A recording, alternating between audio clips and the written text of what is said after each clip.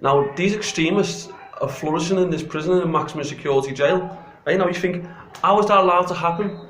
Right, the reason why it's allowed to happen is because you've got the likes of Governor Parsons, the security governor, who turns a blind eye to extremism in this prison. Right, this lad who I'm with now, right, he was forced to turn Muslim, and then he tried to get him to commit acts of terror. Right now, I'm going to speak to him now, and you'll hear his story, right, and you'll see the truth. You'll hear the truth, the true reality of what goes on inside these high security prisons. Right, what the public don't know about. Right, what the security governors try and hide. Because terrorists are getting nicked of mobile phones and not getting charged with it, they're getting brushed under the carpet because they don't want the bad publicity of a terrorist being found with a phone. That's a fact, right? So what they do is they say, just forget about it, right? And that anything could be on that phone. They could be planning acts of terror. But listen, just do us a favour, introduce yourself. What's your name, mate? My name's Lewis. Your name's Lewis. Yeah, look, Lewis. Do you know when you first landed in this prison?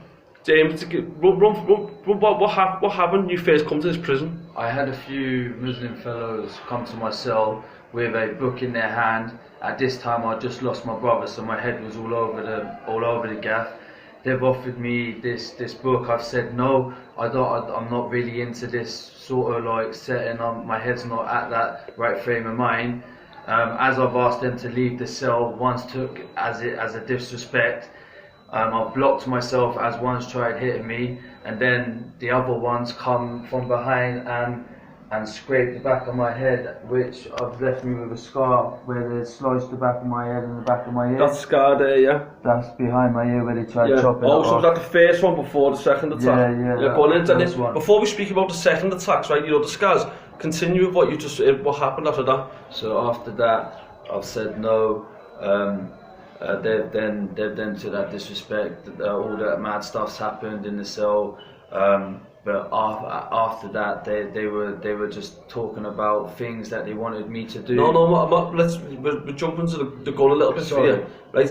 We're talking about how did you convert to Islam? I did, yes. You converted. So why did you convert? Because I didn't have nowhere to go. I didn't have officers there to talk to. I didn't know anyone to talk to, and I just was stuck. I was in a corner basically, and no one was trying to help me, and I thought that was the only way out.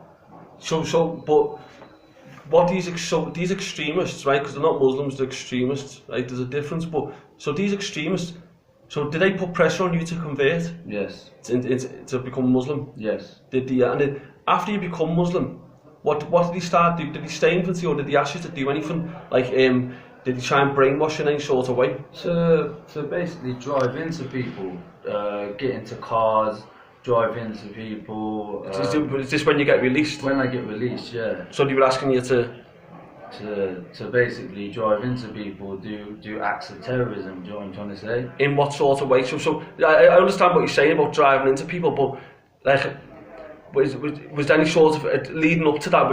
Was he trying to speak to you about anything else, trying to groom you in any sort of way? Or did it come straight out with the driving into people? No, they were trying to groom me. What were they saying to you?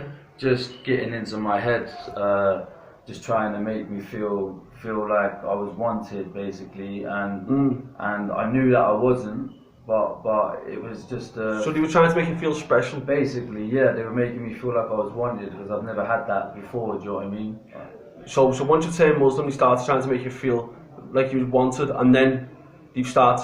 So then what happened then? So when you said, how did the conversation come about when they told you when you get released to drive into people? How did that come about? What happened? So they were talking about how deep the faith was, how outside a lot of people ain't doing what they're supposed to be doing, and my act when I get out, if I was to act upon it, would help that situation. So they were trying to brainwash me into helping other people, but that wasn't the case. So they wanted you to drive into people, is that what you're saying? Basically, yeah. So where did they say you go to when you get released? Did they say they put you in contact with anyone?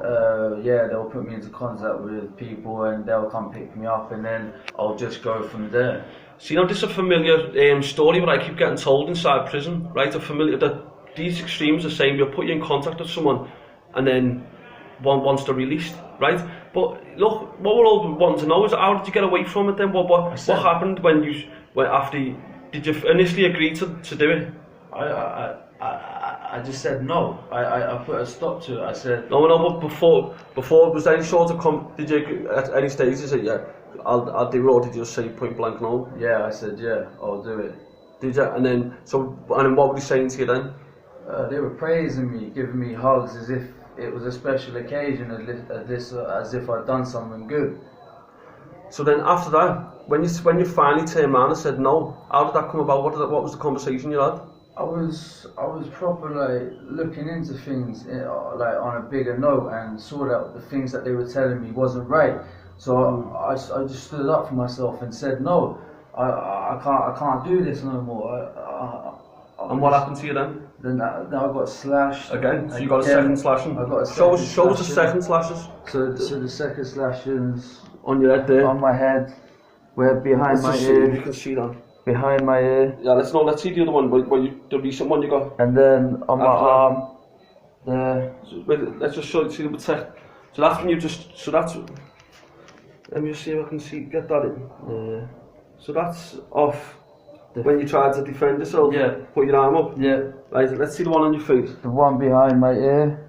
Let's see the first. That was off the first. Yeah. Second one's the one on my temple there. Yeah. And then the third one's down the side of my cheek. See, now this is what happens, right? This is what the prison authorities don't want you to know, right? The true reality of what goes on inside prison. But what happened then? How did you get away from them after you slashed it? What happened? One of the officers said to me, "Do you want to go onto this wing that I'm on now? Because there's someone on there that could help you." Who was that someone?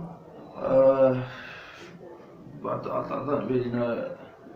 Who was that? Well, don't just you know. I'm on camera, and so you can say who it was. Who was that someone that the member of staff said?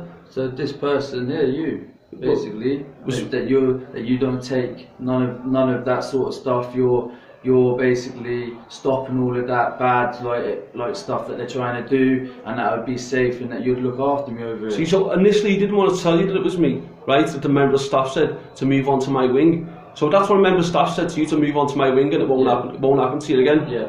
See, now that's what I'm saying to you. These fucking staff in here, right? They're saying to prisoners like this, right? To move on to my wing, right, onto the wing where I am, if you don't want to be forced to become extremists, right? How is that right? I'm a prisoner, right? They're members of staff. They should be dealing with this situation, right? They shouldn't just be moving prisoners onto the wing where I am because we don't tolerate extremist behaviour on this wing, right? They shouldn't be doing that. So what do the staff say to you? You can be straight and honest, because this is I've given you permission to be straight and honest about me. I know you don't like speaking about me, but you can. What did the member of staff say? What was the exact words the member of staff said about me to you? So move over to 4B because there's another prisoner on the wing that doesn't tolerate any of that sort of stuff and is totally against extremism, and that he could protect you and look after you. So an officer said another prisoner, i.e. me. Is that what he's referring to? Yeah. Yeah. See, and that's what I'm saying to you. That's not right, is it? I'm a prisoner. I'm in for a fucking driving offence, right? I'm in a prison full of extremists, in a maximum security prison, right? I've only got a few months left to serve, 17 months, and you think, how the fuck is a member of staff saying this to prisoners? Move on to my wing, and a scout's on there to protect you. That's not right, is it?